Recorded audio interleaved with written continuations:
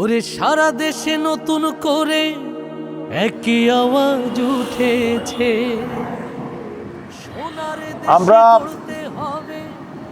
ত্রয়োদশ জাতীয় সংসদ নির্বাচন এর শিডিউল ঘোষণার প্রেক্ষিতে নির্বাচনী আচরণবিধির প্রতি সম্মান জানিয়ে চট্টগ্রাম 11 সংসদীয় আসনে বাংলাদেশ জামাত ইসলামী মনোনীত প্রার্থীর যত পোস্টার, ফেস্টুন, ব্যানার ছিল, আমরা আজকে সারাদিন সব জায়গা থেকে বিভিন্ন পয়েন্ট থেকে ছিঁড়ে ফেলেছি এবং এখনও চলমান রয়েছে।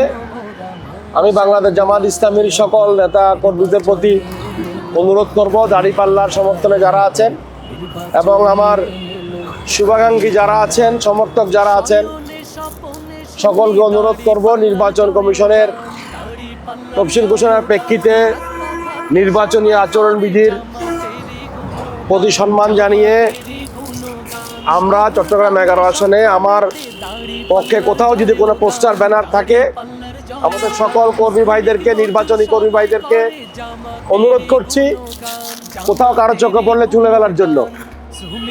আসসালামু আলাইকুম। কৃষকের বিজয় হবে, ছাত্রদের বিজয় হবে, তারুণ্যের বিজয় হবে, বিজয় হবে ইনশাআল্লাহ। আবার নির্বাচনে এলো দাড়িপাল্লা আবার।